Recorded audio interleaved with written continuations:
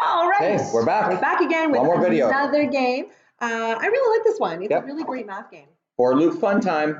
And so we're going to be using some dice in order to be able to create Number loops lines. using number lines. Yep. That's right.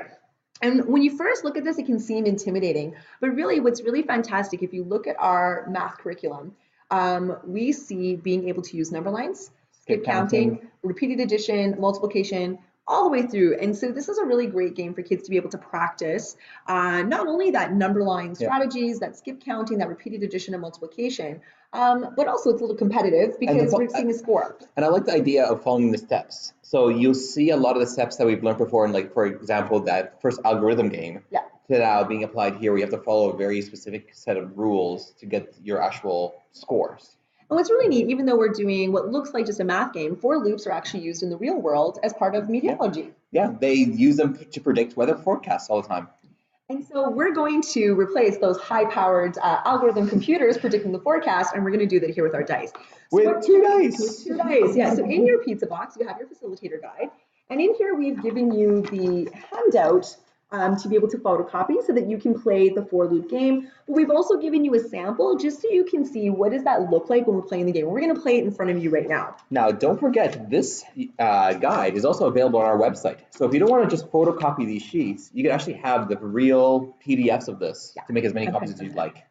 Or, of course, kids can just create their own because it's pretty simple. It's just a number line from 1 to 18. Okay. So the next thing we have is we have two dice. So what we're going to be doing, we get into partners, player 1, player 2.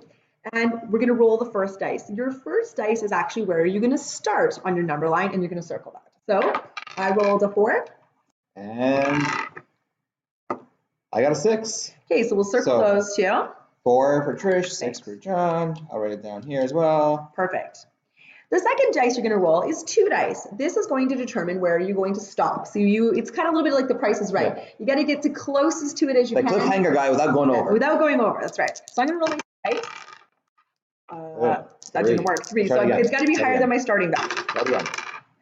3 again. I should not go to Vegas. You're not going to crash. No. 10. 10. Okay, so I'm going to put my stopping value as 10, and I'll circle that. And my stopping value is 6. Okay, no. Let's go one more. 10. Okay. We're going to see. This is going to be interesting now. Now we're going to roll one more dice, and that's going to determine what do we skip counting by. So I'm going to go ahead and roll my die. And I'm counting by 5. And I'm counting by 1. Okay. Now where this gets really fun is I'm going to take my turn. I've started at 4. I have to end at 10. I'm counting by 5s. So I need to circle in between 4 and 10, counting by 5s. And really, I can only count 1, 2, 3, 4, 5. I can only circle the 9. Now what I get to do is I get to add up every circled number. I get to add 9 plus 10 plus 4, and that's my final score. Now John gets to be able to do his skip counting by 1. Because I got 1, I get to circle every number between 6 and 10. So I have the 6, 7, 8, 9, 10.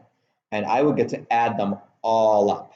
And when you add them all up, that's your winning score. That's your number. So right now, because I added my 4, my 9, and my 10, I have a score of 23.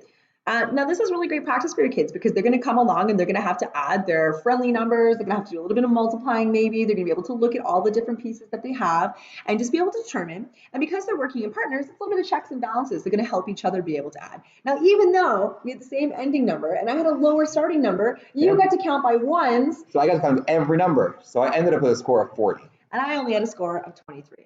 And so they can keep playing several rounds, see the best of. It becomes a really fun way to practice your math when really you're also learning computer science. All right. If you have any questions, by all means, let us know. Have fun. Give it a try. Bye, guys.